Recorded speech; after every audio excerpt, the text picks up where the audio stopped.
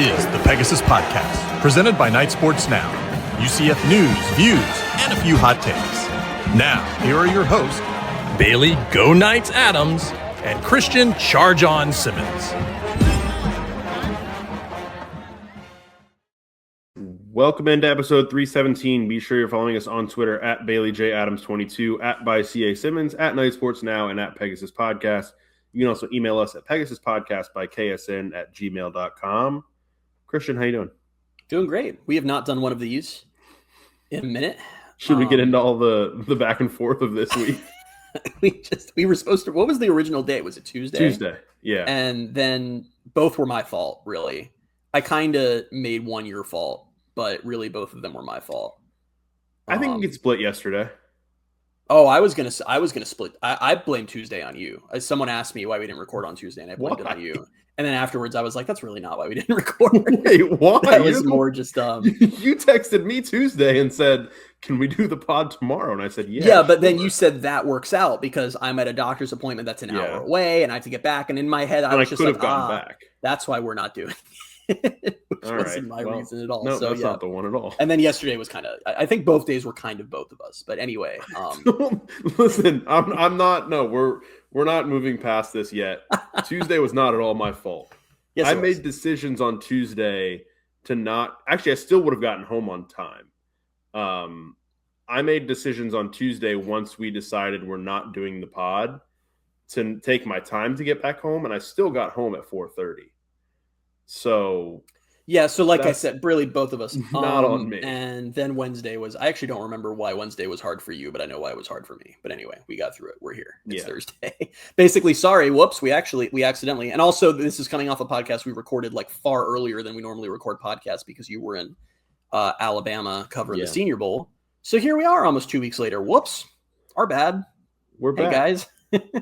We're back. And I don't know. There's sometimes where it's like, have you ever like had the feeling where like you make plans to do something and then at the last minute it gets canceled and you're like, oh, this is great. Like actually just looking forward to kind of just hanging out. Yep. I didn't have that with the pods this week. I was like, the more we kept delaying it, I'm like, I really just want to do the pod. Like, I just want to get it done. I was getting flustered as well because also like the thing we're going to talk about, spoiler alert, we're about to get into it, has happened a while ago now. Like it felt new when we were going to do it. And now it's been a minute, but yeah, we also were gaslighting ourselves because I really did not want to do it yesterday. Just I had a work thing and I was like, it was running very late. And we were so gaslighting ourselves because you were like, oh, and we'll be able to talk about the UCF Houston game. And like me fully knowing UCF's going to get killed, I'm like, yes, the Houston game. Good. Yes, this is a reason. You bought into that so quickly. You were like, oh yeah, that's great. Let's do it tomorrow. Perfect. Let's not. I was like, all right. But hey, we're here.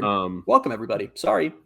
Even though they lost that game, we do have more context now when we do talk about basketball later in the episode. Yep. But we'll start with UCF football having a couple press conferences last week. I don't even know what day that was. I was in the vortex that was Senior Bowl week, and you texted me and were like, hey, they're doing a press conference today with Trent Mossbrucker and Scott Frost.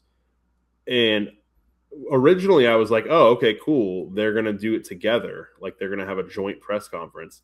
That's not what happened, first of all. I thought it was gonna be, if I framed it to you that way, I apologize. Well, no, I thought it was going to be the two of them sitting at a table. Like I feel like they've done stuff like that. I will tell you, as someone who is not as involved as I used to be, but spent a lot of time very involved in sports journalism and sports media, nothing pisses me off more than a joint press conference. Like I'm glad UCF had them separately. There's nothing more frustrating than when it is multiple people at the table. It is hellish. And they were big. Like the AAC was big on that.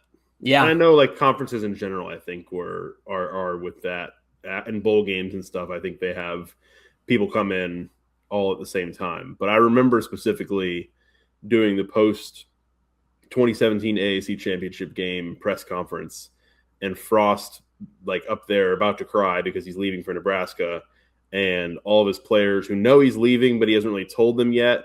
And he's being asked about his future, and all of his players are just sitting there awkwardly, including Mackenzie Milton and everybody. I'm just like, yeah, this is weird because you have to like address who you're asking the question to. Yep. And sometimes people will be like, hey, work. I'll ask two of you this question. I literally remember this isn't exactly what happened, but there was something like, because who used to be really bad about this was, and I don't know if they still do it because I haven't covered them in a while at this point, but it was UCF men's basketball when I used to cover them a ton back earlier in Dawkins' tenure.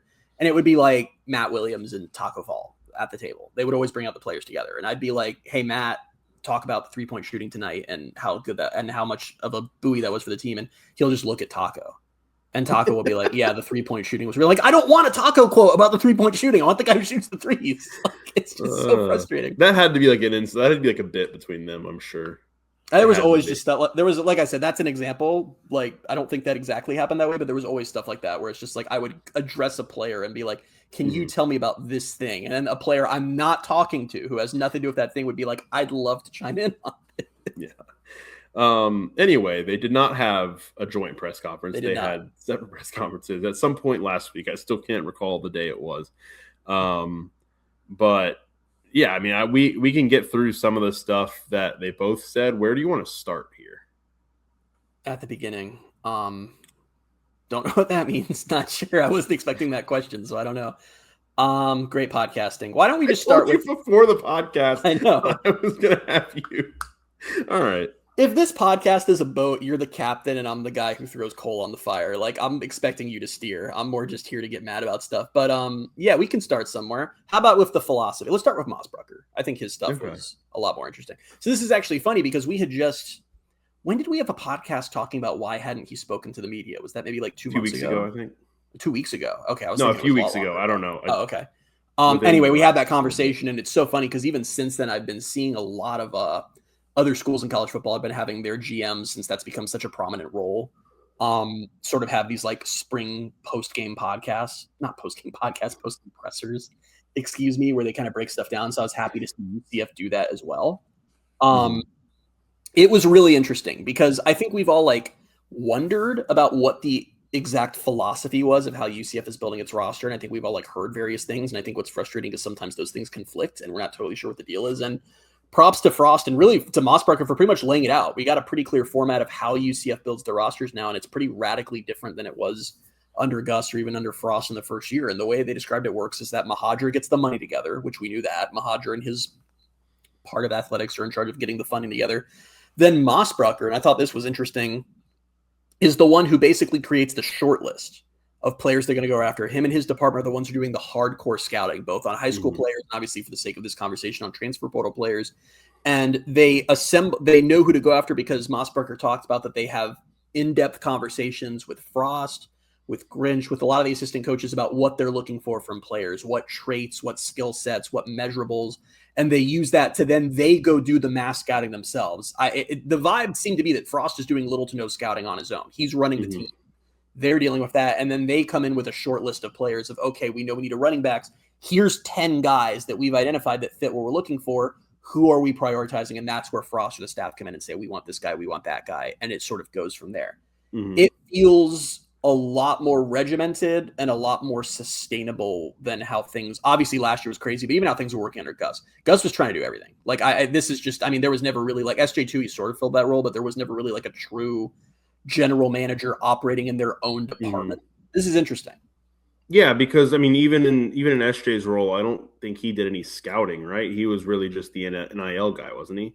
Basically, I mean, it was a little more than that, but yeah, I mean, this is definitely a departure. How segmented this is definitely a departure. Like this was described as Frost being brought in pretty late in the process on these guys, like when it's time to go after them, and that's a pretty significant departure. It almost feels a little bit like an NFL model where it's like the GM and his scouts and front office members are the ones who build the team. Frost is pretty much there to make sure that he's on the same page with the scouts, with the GM, to make sure that they're getting the type of players that he wants for his system, but also he's there to coach the team that's built for him.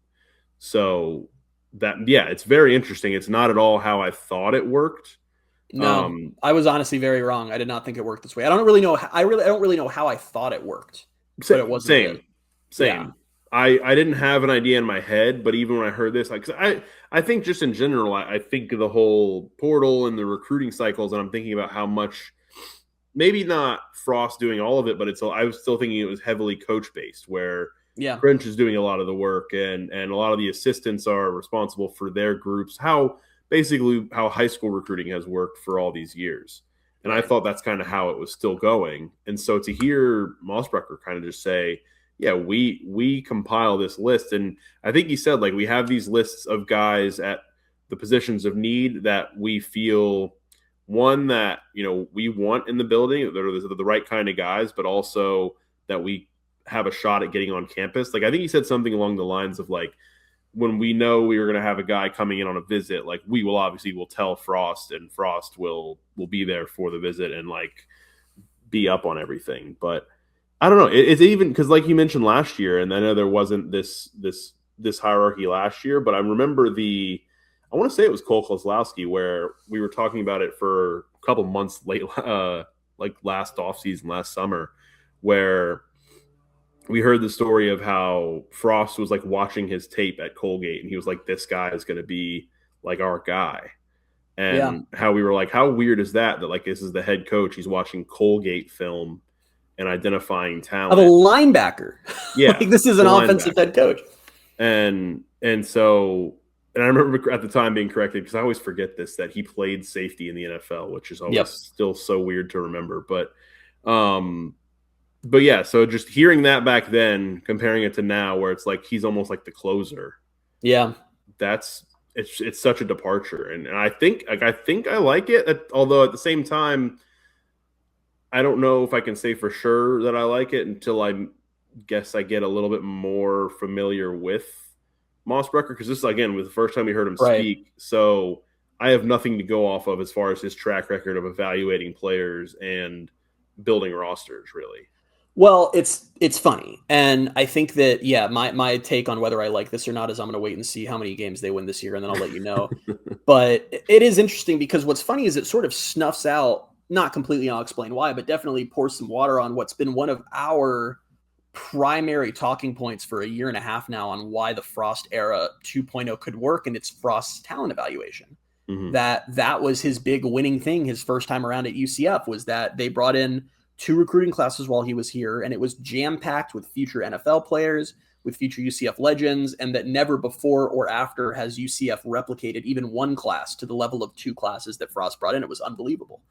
And this hurts that a little bit because obviously Frost is seemingly far more removed from the scouting process than he was at the time. Now, the caveats I want to throw in on that, and why I don't think that's like a necessarily horrible thing, are a couple things. The first is that, guys, there was always a scouting department. The head coach himself, there was never a world, really, at least in modern college football, where the head coach was sitting down and saying, let me cut up some tape for 2,000 guys, and I'll try to find 25 that I like. There was always a large apparatus that helped narrow the pool, and then the head coach came in from there and offered his opinion. So it's not like Frost was doing that in a vacuum.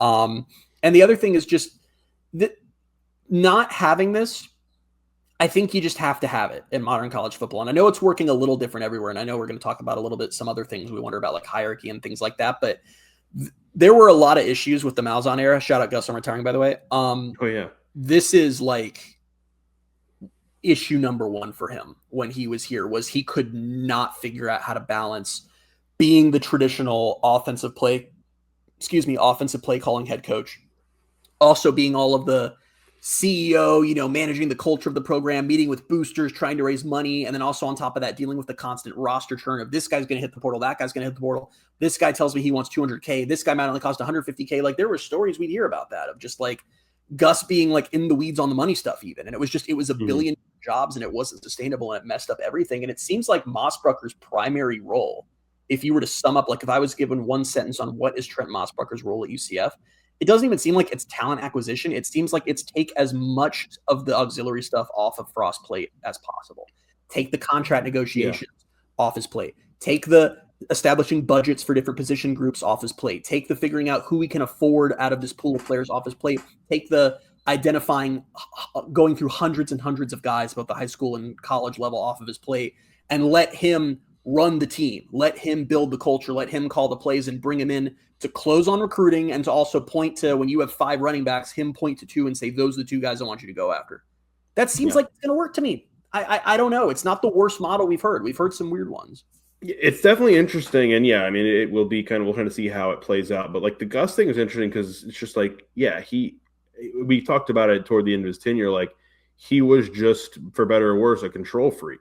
Yeah. Like he could not handle not having his hands on every aspect of it. And I think it was I think it was driving him crazy, and I think that's why Yeah. it was things were kind of heading for even worse than it was, where his last year or so. But the thing with Frost that I'm interested in, I'm kind of curious your thoughts on this now that we know this is kind of how it's working. Because I remember, and I don't think we've talked about this for a while now, or how it kind of worked after year one, or even during year one.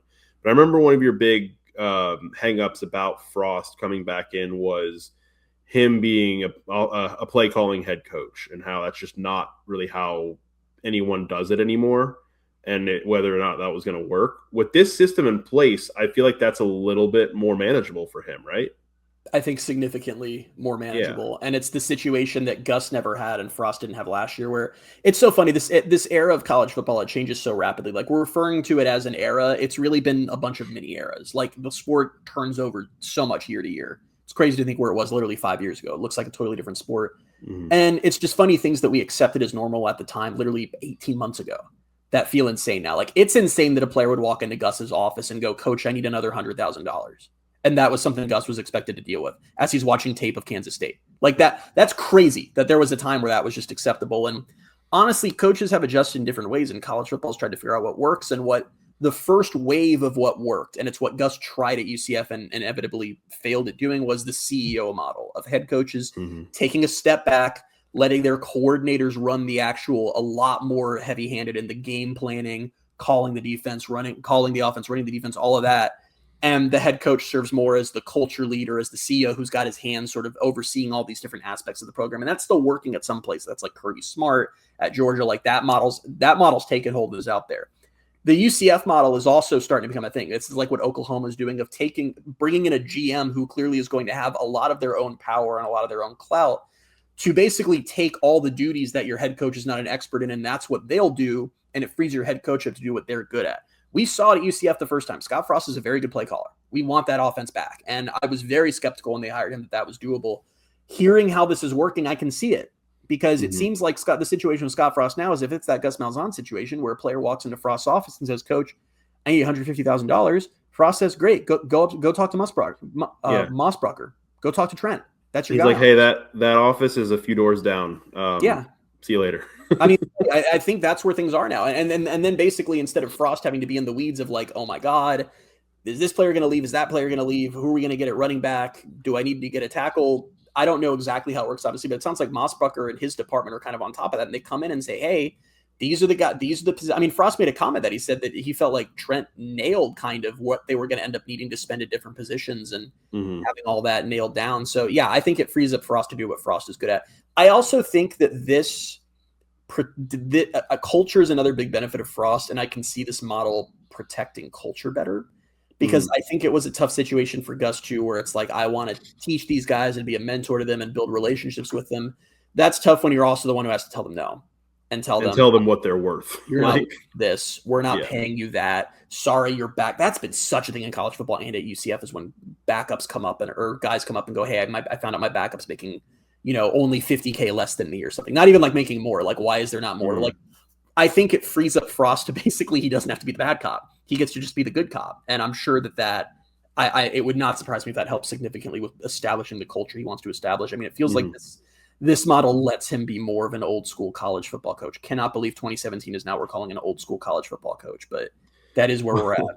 Well, that was funny, because I remember, I don't know who it was, somebody asked Frost, like, how far are you from like that 2017 team? And he was like, 9 years. It was such a good answer, because I heard the question and I was like, yeah, we got to stop, because that was so long ago. Yeah. And what happened that year is not something you can replicate in today's format, today's setup. Right. Like, it's not. No, that was a different. I mean, literally, I think about this a lot. Literally, go back exactly 5 years, February of 2020 to now. They are different sports. They are completely different sports. The role of head coach is completely different. That's why you've seen guys like Gus Malzahn retiring. It's just, there are new coaches who are thriving in this era. There are old coaches who have figured it out, and there are old coaches who are just like, "This isn't what I'm good at," and are exiting. That's what it's a tectonic shift, which we all know, and if you're listening, and it's all just how well can you navigate it. And I liked what we heard from Mossbrucker. I like this model. Yeah, and I'm excited about the idea of Frost having that being freed up to focus on, calling plays and that kind of stuff, especially when you look at the offense that, Mossbrucker and the staff brought in and kind of built for him. Yeah. Because maybe we could talk about Alonzo Barnett next and kind of how that process went. But like you bring in a quarterback like that for Scott Frost, and Frost had a lot of good things to say about him. And you could tell that he's just excited that, hey, we're not running into what we had last year where we go into the month of August and we don't know who's going to separate. Like, we go through spring ball, we go through summer, we go through fall camp, and we just haven't had anyone separate among 4 guys. We don't know. No, he's like, we know who our guy is, and it's kind of more a battle for 2 or 3 kind of thing. And I think he's excited, and I'm excited to see kind of just how this plays out. Yeah, that was my favorite quote of either presser, was Frost saying, I think it's going to be more of a 2 versus 3. And I'm like, yay, finally. We haven't heard that since KJ Jefferson. We're good. That's the thing that was like, I was like, man, when was the last time? And then I was like, oh, it was KJ like 2 years ago. Which, like I said, I know we've talked about before, but like by like, when was it? Like July? It was like, yeah. Word was starting to come out that things were not going very well. Yeah. Which honestly, we knew even earlier. There was that. Remember, we had to go do damage control on our spring game pod because KJ comes out, everyone's amped, and he just looks terrible. And I had to be like, guys, it's a spring game. And I still stand by that. But, KJ saw how he performed that day and was like, I think this is my new normal.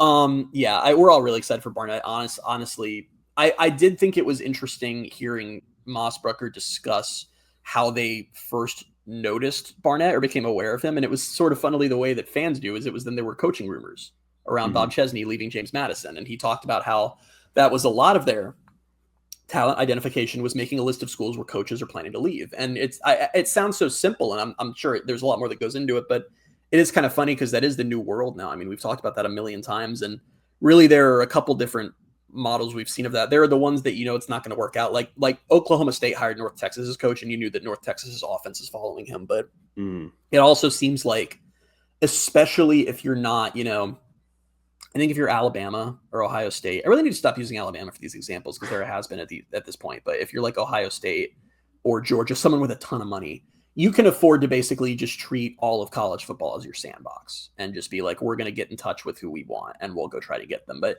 if you're UCF, it's like the rumor mill and stuff like that matters. It gives you a bit of a head start because that has to be so valuable for when something like that happens, where Chesney leaves and goes to UCLA.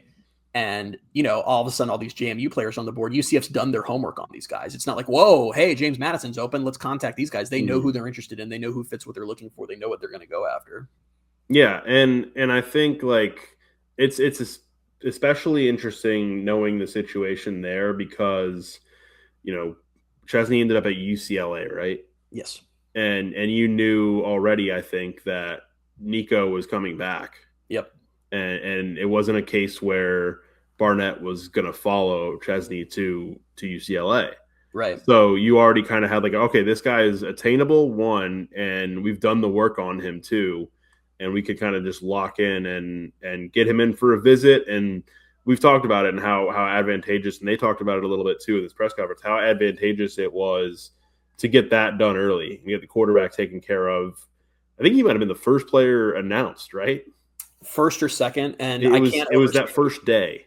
Yeah, if you don't follow wider college football, UCF, genuinely among Power 4 teams that were looking for a quarterback, like one of the first 2 or 3 to announce their quarterback. And we watched that turn into a flat-out dumpster fire at multiple other schools. Like some schools, big-name schools, really screwed this up because they could not get a quarterback. And that was honestly where UCF benefited from being a little poor because – the schools that were going after the top tier guys like Sam Leavitt and all that became those top tier quarterbacks spoke to a lot of schools, and that put a lot of schools in some really tough situations because those guys took time to make up their minds. Second wave guys like Barnett went off the board to UCF. Like, I think Barnett would have garnered interest from some other schools if he'd hung out and still been on the board, but UCF did a good job of acquiring him quickly.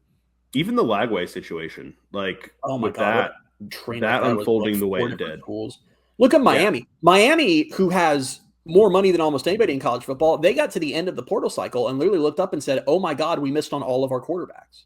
That's a real thing that happened. So they had to create one of the most confusing situations in modern college football because they basically had to throw $1 billion at Darian Mensah to get him in the portal, even though the window was about to close and even though he had a contract. And then they had to Duke announced a settlement. They worked it out. I believe a lot of money is going to Duke now. But yeah, it was just it was kind of an unmitigated nightmare for a lot of teams. And UCF's just chilling like, yeah, we got Barnett like 2 weeks ago. We got our quarterback on New Year's Eve. Like, we're fine.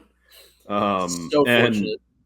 And I think it was Mossbrucker who said it too. It's like they were fortunate to get that done early because when they're having these conversations later on with agents and all that, like especially on offensive players, they're like they want to know who the quarterback's going to be. Reasonably, I can't imagine how difficult it might have been last year.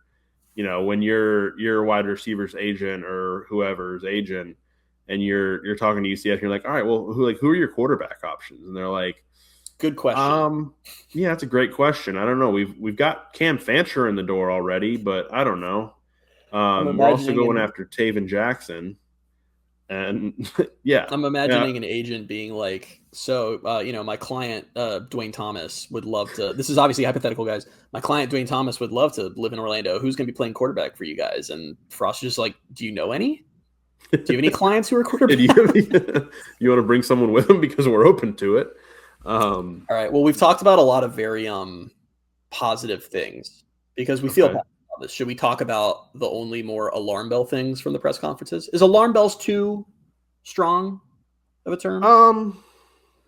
Maybe. I don't think so. It's if we're doing different levels of alarm bells, like it's not the most insane thing that you can. This is like smoke alarm because you cooked your steak too long. Yeah, I think that's the level of alarm. If we're going by codes, like it's not code red. What other codes are there? I don't really know. Red. I do know that there was a thing when I was a kid where the Magic made the playoffs and they decided to make their phrase code blue, which I think is like what they say if you die in the hospital. And then the Magic had to like change it. I hope I'm not misremembering that. Sounds about right. I think that was the thing. But just anyway, blue and white ignite. Anyway, yeah. So code whatever. Code black and gold, baby.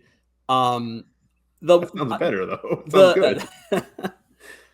The one outstanding question I still have that, to my knowledge, I don't think has been publicly answered. I hope not. If I missed that somewhere, I definitely don't know the answer. I'm a little confused on like the actual hierarchy and tiers here when we're discussing Mossbrucker's department and Frost's department. In the sense of an example I can give is if Mossbrucker really likes offensive lineman A and Frost really likes offensive lineman B, which one of those guys gets signed? And if I hadn't listened to the press conference, my answer would have been, well, Frost would decide that. But both of them had comments, Frost in particular, that made me kind of wonder if Frost does not have final say on what players are brought in. Yeah. I'm curious about that too, just again based off they're both of their comments and especially Frost's comments. And we can get to that and this question can be saved. But I have another question that branches off of that that's like even more in the weeds. So let's start there where basically they started talking about the roster construction, the makeup of this, 2026 portal class, and the age-old question of traits versus production. And first, so weird. Frost spoke first, right? I think so, yeah. Because I listened to them in the order that they, like in the wrong order. I realized that after. But basically, Frost ends up saying pretty plainly that Mossbrucker is a lot about proven production. He likes guys that have, been there, done that, have produced at whatever level, clearly looking at, this year's class.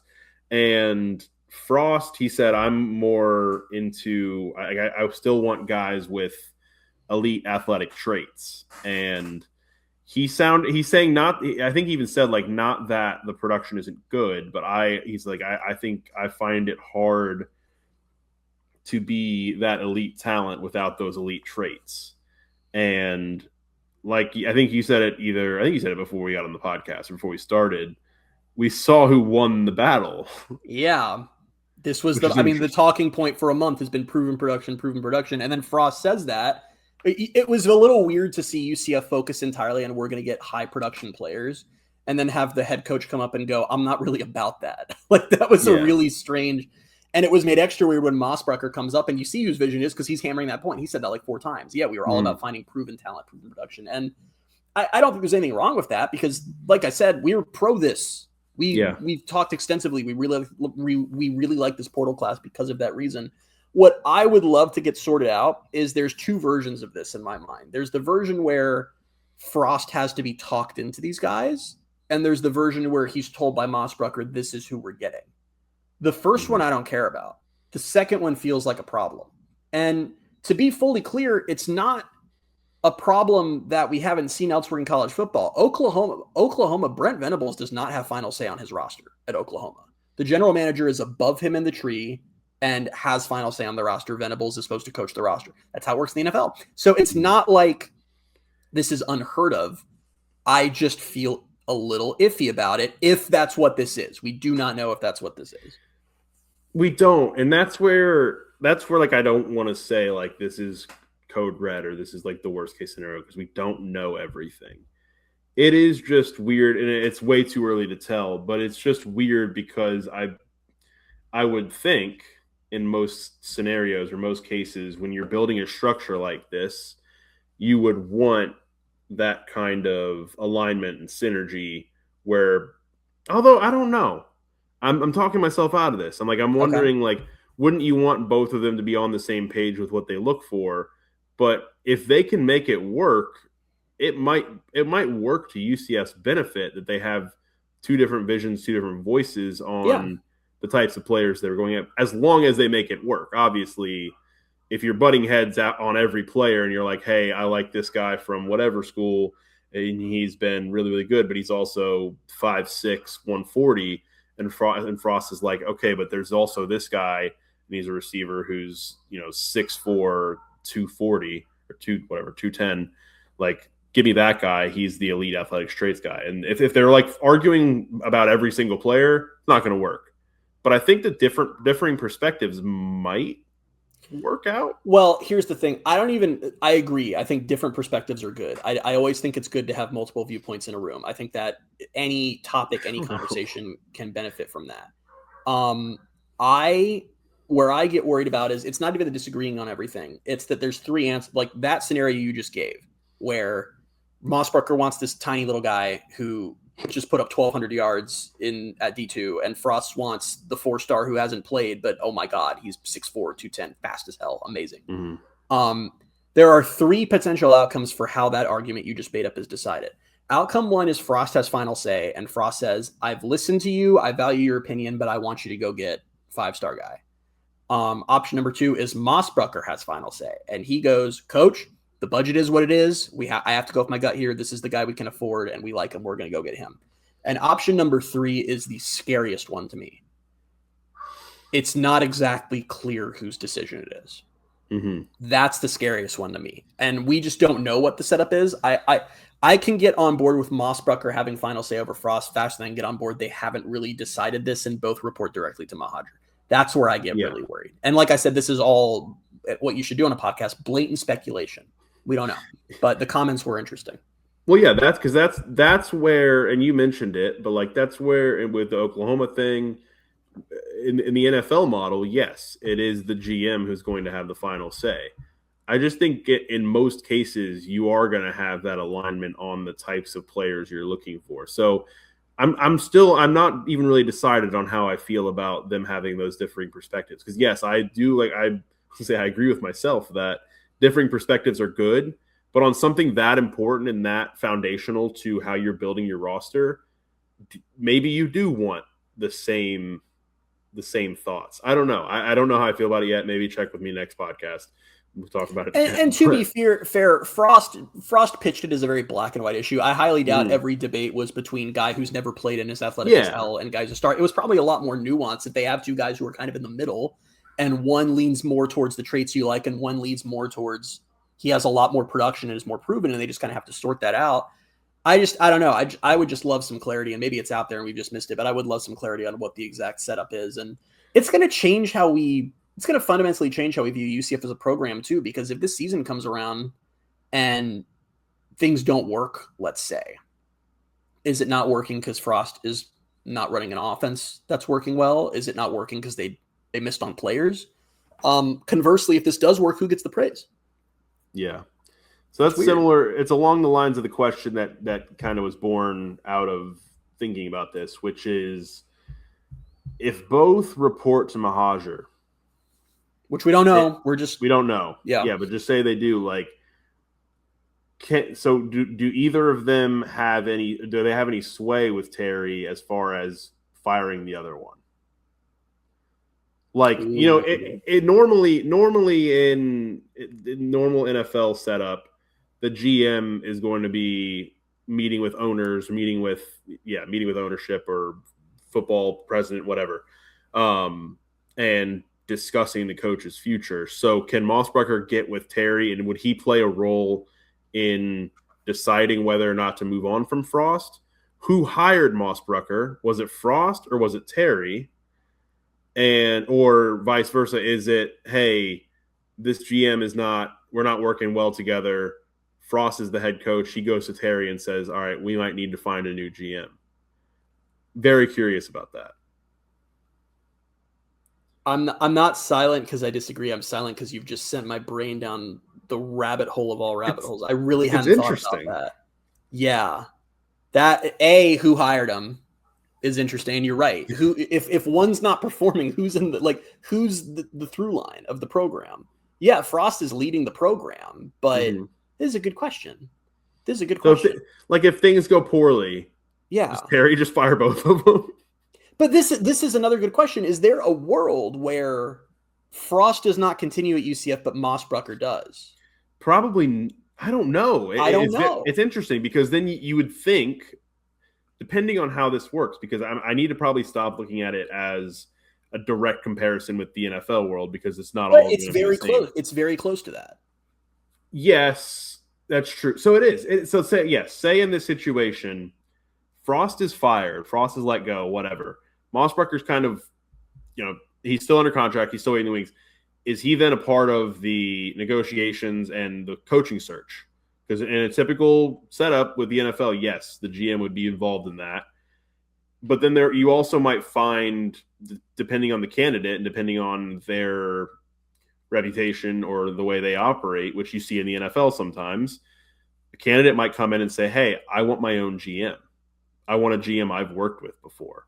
And then it's up to Terry to say, okay, I want this coach and I'm going to, bow to his command, and Mossbrucker, you're gone. It can get messy. Like this is one of those things. This is interesting. Where I'm fascinated by this whole setup because, and truth be told, it's like so many other things, a paradigm shift for college football, because I don't think there's a sport in the world where the head coach, manager, whatever you want to call it, holds more godlike power in their hands than the head coach of a college football team. There's really no comparison for it anywhere else in sports. They are the program. They are the face of the program, the identity of the program, the final word on the program, and every aspect of it. They have always held more power than really any other coach anywhere else in the world. And we all know that is changing, that it's evolving. I was listening to a podcast about it a couple weeks ago about how the power dynamic is shifting, and head coaches in modern college football probably have less power than ever before just because of the player movement. A lot more power has gone to the players because a lot of programs are doing what UCF is doing, and talent acquisition and coaching are kind of becoming different things. So it's going to be weird to reframe our mind to think about this, because it's so weird to be in a world of and I'm not saying that I think next year is going to go poorly, because I don't. I feel good about next year, but just down the road, whenever, can we end up in a situation where we're having a podcast and we're saying, man, Coach Frost doing a great job. We like him a lot, but we got to get this GM out of here. Too many misses in the portal. Is that a world that we could move into? It could be. That's weird. Because I don't know. Yeah, we keep bringing up the NFL, but you see it. Like it happened, and they both ended up getting fired in Miami, but it happened where I think for most of the season, more Dolphins fans, and I could be wrong, but we have Dolphins fans listeners that can tell me if I'm wrong, but more fans were hating the GM and wanted the GM gone. I think his name was Chris Greer or something like that. And he got fired mid-season. McDaniel ended up getting fired at the end of the season. But I feel like more people placed blame on Greer than McDaniel. So I wonder if we get into that kind of dynamic. And I almost, now that I've brought this up, and I'm not sure exactly how I go about it. I guess I just have to pay attention more. But I'm curious to start watching around the country how these firings and how these situations are all playing out. Like I said, I know the two schools off the top of my head that I know that the general manager is above the coaching hierarchy is Oklahoma and Stanford. I'm sure there are others, but I know those are like the two public ones. And I think, okay, so now that I say that, and you might not know, but I think you probably do because you know everything. So Andrew Luck's still the GM at Stanford, right? Yes. Yeah. Did he not fire the head coach? I feel like he did. Yeah, he did fire that. He fired him, right? Well, that's a weird one. I believe Andrew Luck is actually oversees the athletic director too. That's so weird. Yeah, I think the Stanford model is I think he's like president of football or something. I think he's ahead of the AD as well. This is a whole new world, guys. The president of football is over the AD? Or something insane like that. I swear I'm almost certain he's ahead of the AD. But this is remember, USF lost their athletic director and did not hire a new athletic director. They hired like a CEO of sports or something. Yeah. I mean, this is all getting reinvented. The models that we're used to have to change. But I think that the final responsibility will always lie with Frost, in part because I think that's just the system people are used to, and in part because he is the visible face of the program. Like I could go on first game of the season this year. Who's the first game? Why can I not think about it off the top of my head right now? Is it Bethune-Cookman? Bethune-Cookman. I could come down from the press box, walk around the stadium, and I could just grab 100 UCF fans at random. Just, hey, you. And I could ask them two questions. Who is Scott Frost? And who is Trent Mossbrucker? I'm confident I'm going to bat 1,000 on the who is Scott Frost question, unless I, for some reason, grab like a grandma who clearly was dragged here. How many are going to know who Trent Mossbrucker is? 10? Not even? Not a lot. So if the team's doing poorly, especially if last week was the only time we hear from him. Yeah. I doubt he'll have regular accesses. So I think from that perspective, I think Frost will always be the first on thin ice because the fan base reaction is always going to be, the things are going bad. You got to get rid of the coach. That's a good point. Yeah. Because when things go bad, how many people are going to know enough to be like, fire the GM? Most people are going to say, fire Frost, and then someone will step in and be like, well, actually, it's probably more on the GM. They're going to be like, there's a GM? Now, 10 years from now, this might be different. If this becomes a lot more standard in college football, if this is 2036, the nuance will be there. But for this generation of coaches, I don't think that nuance is there. And that does put Frost in an interesting spot if he doesn't have final say on the roster, which again, this is an entirely hypothetical conversation. We still don't know, but like that would be tough if Frost was like, hey, I want these 6 guys. And Mossbrucker goes, nope, they suck. You're getting these 6. And then those 6 don't perform. And then Frost gets fired. Yeah. That would be a really bad deal for Frost. Yeah. But feels entirely on the table. Last thing, which I think I know the answer to this, but like say Terry were to get fired. Sure. And the next AD comes in, doesn't have a long leash. Hypothetical needs to be Terry leaves because presumably if he's being fired, this is like a house cleaning. Okay. So Terry leaves. Yeah. New AD comes in, doesn't have the same ties or doesn't have a long leash for Frost. He cans Frost after 2 years. Does Mossbrucker still have a job? Like I'm willing to bet, and now it's just more wild speculation. I'm willing to bet Mossbrucker's contract. I'm sure there's an out with a coaching change. That makes sense. Whether that out is triggered on which side, I don't know. Like, can the athletic department get out of it with a coaching change? I'm sure on his side he can. There's a buyout drop or something. Yeah, it has to be. The other interesting thing is I do not know what Mossbrucker is being paid by UCF, but I'm willing to bet it's not $4 to $5 million a year. Yeah. So I wonder how that swings the power balance too, that Frost is being significantly more compensated than Mossbrucker is. It's all very interesting. Doesn't make anywhere near what Frost makes. Yeah. And so I don't know. This is interesting. I'd like answers to all these questions. This is really interesting. This fascinating. Is interesting. We need UCF to post let's chill on fun recruiting graphics. Let's just get like an organizational chart. Like I want bubbles with lines. That's the next thing I want to see from UCF. That'd be good. Let's tell them to get on it.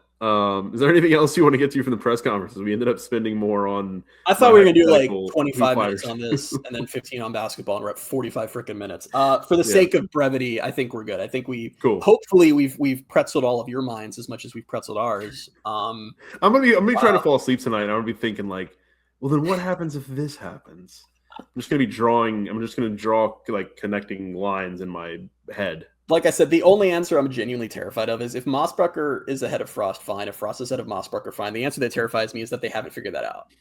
We haven't talked about it. We figured we would just get there when we get there. But you know what? Like, it wouldn't shock me if that's what the setup was. So we figured we'd decide when we get to our first conflict, and we haven't gotten there yet. But really, though, like you'd be surprised that's how stuff like this works when there's no clear roadmap. Is you're right? Is it's all going to work in harmony until there's a problem, and then we'll figure out who's in charge of who. Surely they've had to have figured it out by now. But the first time a wide receiver drops an open pass, I'm just going to be like Mossbrucker. I can't believe it. He's just going to be the scapegoat, just only for this podcast. I don't know. Honestly, it's funny that I say that because I did come away from his press conference with it being the first time we got to hear from him. Being like, I kind of like this guy. Yeah, I liked him too. It was a really good introductory press conference. You know who else had a good introductory press conference? Who? Oh, well, yeah. No, I really did. I came away feeling like my program is in good hands. So hopefully this works out. I'm just curious whose hands control the other hands. Yeah. Whose hands are actually on the program and whose hands are just it's like when growing up, like my grandpa would drive the boat and I would sit in his lap as a kid and I'd put my hands on the wheel and he would be the one driving the boat. But I'm like, oh, I'm driving the boat. Like, who's doing that? Like, who's fake driving this boat? It's so stupid, but it's so spot on for the conversation. It is. Exactly. No, it's like Frost is like, look, I'm driving the boat. And Mossbrucker's like, you sure are, son. Good job, which son. Version of that? I don't know. I'll say we'll find out. We might not. In my head, then it's also like Mahajer has the sails, and Mossbrucker's like, it's a sailboat. Like, there's just so much stuff going on. We don't know. Yeah. All right. Well, now we've done very that. Fast basketball. Do we have time for the basketball topic? I guess we'll do it really quickly. Yeah, we'll do it real quick. We don't have to spin. We just did a whole basketball podcast the last time. So checking back in with UCF men's basketball. This would have been a lot more fun had we actually recorded on Tuesday or Wednesday. They beat Arizona State last week. Then they beat number 11 Texas Tech on Saturday. That was followed up by a blowout loss at number 8 Houston. But Houston blows out everybody, especially at Houston. I had no part of my – I'm sorry if this sounds mean to UCF. No part of my brain thought they were going to go on the road to Houston and win that game, and I'm not moved by that result in any way, shape, or form. And it seems like the fan base gets that. I'm not seeing any outrage, really. Yeah, I didn't think so either until it was 8-6 for 4 minutes long, and I was like, I don't know. If we just make this a 42-40 game, we might just hang around long enough, but that's not what happened. UCF Frost is out watching softball. Don't know why I said that right now. Go ahead. Okay. UCF's now 17-5 and 6-4 in Big 12 play. After the Houston loss, they dropped to 42nd in net. They're now 3-5 in quad 1 games because the Colorado win dropped to quad 2. Some of the stuff I wouldn't say I'm new to following college basketball, because I'm not. Yeah. But I don't know the ins and outs of the numbers that go into all the quadrants. So when I look and I'm earlier this week when we were going to do the podcast on Tuesday, it was 4-4, or no, even yesterday, I think it was 4-4 in quad 1 games. And then I looked today, it's 3-5. And I was like, well, how did that happen? I know they lost a game, but where did I see? And then, so the Colorado game fell to a Q2 game, but brutal. They still have a strong resume. I mean, very, very strong resume. That Texas A&M win and the Kansas win in particular are aging like the finest of wines that really just best resume they've ever had, potentially. I think both you and I at separate times over the last week have realized how good A&M has become. Yeah, man. We're like, out of nowhere. UCF beat this team. Because I remember when UCF beat them early on in the season, everyone was kind of just like, well, A&M in College Station, by the way. Yeah, they were just like, A&M's not that. They're not that good this year. And then now they're top in the SEC, I think. A&M is 17-5. They're number 1 in the SEC. Yeah. So you know who else is 17-5? Your UCF Knights. Yep. Charge on, baby. Last bracketology update was, of course, before the Houston game. Joe Lenardi from ESPN had UCF as an 8 seed against the 9 seed Georgia. That was Tuesday morning. I think the next update's on Friday morning. So we'll see how much, if any, it affected anything. I would still imagine they'll probably be an 8 or a 9 after that game. I don't think they're going to drop significantly for that. And then they've got 3 Q2 games coming up. They play at Cincinnati on Sunday. then they have a little bit of a break because their next game will come next Saturday at home against West Virginia, another Quad 2 game. And then the following Tuesday, they play TCU, another Quad 2 game at Addition Financial. So I think, 2-1 in these games be good? Be great. The schedule was organized in such a weird way, and it's actually made me scared for the coming stretch just because I'm an anxious person. Like, what's so funny is by any metric, they have done the hard part. Yeah. They have the wins they need to have a tournament resume. They beat Texas A&M on the road. They beat Kansas at home. They beat Texas Tech at home. That's great. 3 excellent wins. You're good. You're golden. Now, unlike a lot of the Big 12, like the Big 12 for a lot of the top tier teams is about to become a meat grinder. Like they're all playing each other in the next couple weeks. And UCF gets like the middle to lower tier of the conference, basically other than like one game the rest of the way. Right. And it's weird how they have the big wins and now it's just take care of business time. And that makes me anxious in a way because like, yeah, they should win most of these games. And they're probably 3-4 games from locking up 3-4 wins from locking up a tournament spot. Feels like it. I would think so. I mean, they could get there in the next couple weeks and you're golden, but it's just, this makes this stretch so significant because you can't just start dropping these games to more middling teams, and they will drop some of them. Like West Virginia's beaten Kansas, Cincinnati's beaten Iowa State. Anybody can beat anybody in this conference. They're all losable games. There is no break, but it is just kind of take care of business time. Just go keep doing what you're doing. Win a handful of these. Win 4 of them. You're good. You're perfect. Even Cincinnati, like they were struggling more than they are right now. The last time UCF played them, UCF won by 1. I think they're going to lose that game, man. It's at Nippert, or not Nippert. That's the freaking football stadium. It's at Cincinnati. I don't know what their basketball arena is called. It's at Nippert Indoors. Nippert Indoor Arena. They've been playing better lately. It would not surprise me if UCF loses that game. Just honestly take care of your home games. Kind of all you got to do at this point. Yeah, I don't know. Like I said, I mean, three Q2 games coming up. Go 2-1, and you're halfway there, I'd say. And that 100%. That'd be good. But they're so close. They are so close to locking this up. And then it can become just me being mad about them not being sent to Tampa because Tampa's hosting first and second round games. And I was looking at the site because I have every intention of if they make the tournament, I will be there. I was at the last one too. Man, don't go to Portland, please. Yeah, there's some interesting ones on there, but I would like for them to just be a 15-minute drive for me. That'd be nice. There's no chance. Yeah, there's no shot. Would we go together if they were in Tampa? Why would we not? I don't know. Just asking. I don't want to step on your plans. Maybe plans with. I don't know. Just for that, no. I'm going alone. I'm gonna go by myself. We don't do it. We don't do a road trip together one year, and now I'm like all uncertain about where we stand for UCF events. Will we go to that together? No. And you also can't stay at my place. Actually, wait. I might not be able to. Could. No, you Are could. we still good? Okay, yeah. Yeah, we're good. Nice. Cool. All right. Football news. A couple more player acquisition pieces of news. UCF added former Miami defensive tackle Artavius Jones. That happened like almost 2 weeks ago. I can't believe that we haven't done a podcast since then. It was like 80 years ago. Another cool thing happened. Tyron Horns, obviously signed with UCF. He now ranks as the number 12 wide receiver in the 2026 class, according to ESPN. It was just going. I think it came off of the back of the Under Armour game, and it's just cool. I don't know. Look, big Tyron Horns fan right here. We're going to rename this the Tyron Horns Podcast. Could start as a true freshman. Incredible player. ESPN's recruiting rankings are just complete and utter garbage that no one should ever take seriously. So I only take it seriously cool them, when UCF players are ranked highly. Just horrendously bad recruiting rankings. It's a joke that they even try to do it. UCF announced the 2030 home game against FIU. Yep. UCF fans handled that very well on Twitter.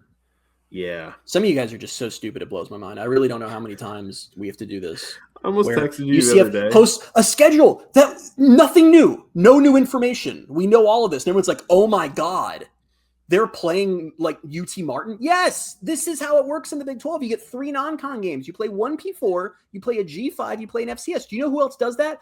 All of the other Big 12 teams. That's how it works. I almost texted you on Tuesday on the way back from the doctors because shortly after this news dropped, I was behind a car that had a sticker that said FIU Dad. And I was gonna roll down the window, like, see you in 2030. And you have no idea what I'm talking about. You would have rolled down the window and seen a guy wearing a Miami cap. It is crazy that it's not sitting right for me, though, that UCF and FIU are not going to play for 13 years. Yeah, that doesn't really like. It feels wild to me. I guess because they were just playing nonstop for like a decade there. Like I think they played like 4 times in 10 years. But yeah. Shout out to the Panthers. Hope it works out. I hope they have a fruitful 4 years before we see them. Couple more late signings from the high school class. 3-star defensive lineman Isaiah McNish and 3-star wide receiver Jordan Anuha. They both signed with UCF on Wednesday. McNish was originally committed to UCF like last summer, I think. And I think he decommitted in the fall. Ended up making his way back and signing. And then the receiver, that's the Hawaii receiver that we talked about a few weeks ago. So he just made it official on Wednesday. Joining the class. So, game of the week. You mentioned them a second ago. UCF softball has started. It started with a victory over, I believe it was Boston University at 3 o'clock earlier today. They're playing another game right now. But game of the week is Friday at 7 o'clock. They host number 16 Duke at the Plex. And that's an exciting one. So, I'm excited to see they're going to be in that big tournament again, or the big showcase in Clearwater next weekend, and I'll be there on Friday. So excited to get to see them in person, because I don't think I made it to any games in Orlando last year. So yeah, see a couple games on Friday when they're only about a half hour for me, so that'll be nice. Happy softball's back. Baseball will be back next week. It's a good time. Tweet of the week. Tweet of the week. Tweet of the week this week is going to be a little different. I don't know what to call this. Maybe like threat of the week. I'm not sure. Another great show that you can watch if you enjoy UCF shows. I know many of you watch it, listen to it, get it however you get it, is Around the Kingdom. And there's also Around the Kingdom Overtime, which is where our good pals, Trace Trocco, Eric Lopez, Adam Eaton, all just talk about some stuff. I was alarmed by the contents of the most recent Around the Kingdom Overtime and just figured we should discuss it. Eric Lopez was telling a story. So Trace was just in Houston, actually, covering the UCF Houston game, which is pretty cool. And Eric, I guess, has some friends who are from Houston, live in Houston. I don't know. And he was telling them how Trace is going to cover the game. And you can go listen to Overtime to get this whole story. But basically, these friends said, oh, is that the guy on the Suns YouTube who's always saying Houston has no fans? And we hate that guy. And Eric's response was, no, I don't think that's Trace. I think you're probably thinking of Christian Simmons. And their response was, oh, okay, good. Because if he were to come here, there's some people who aren't happy with him. What the hell is going to happen to me if I go to Houston? I'm planning to go this fall for the game. What? All 2 of them are going to gang up on me? Are you kidding me? I actually did think this was really funny. And I'd love to meet these sad people, because I do find it interesting that they would get so offended to the point that like I'm being threatened by something that is like a completely factual true statement. Like, do you want to prove me wrong? I can prove you wrong by pulling up a photo of your stadium for any football game. You don't have fans. That's fine. A lot of schools don't. Most schools don't have a lot of fans. You're just one of those. What's the big? I don't understand why they're so hurt about their non-existence. Also, like, you're the only one to ever say it. I know, like, that's my brand, is that I've noticed that Houston on TV doesn't have fans. I'm jealous of them in some ways, because, like, obviously UCF has, like, a real legitimate fan base unlike them, and it's, like, a very wide-spanning fan base, and it annoys the hell out of me. You know who's not mad when their schedule for the future gets dropped? Houston. It's just crickets. It's probably really peaceful. I bet, like, the 6 Houston fans even do, like, little Friendsgivings together and stuff. Like, it's probably a very cute, tight-knit, little fun bit of people, you know? So, yeah, enjoy that. You don't know what you're missing.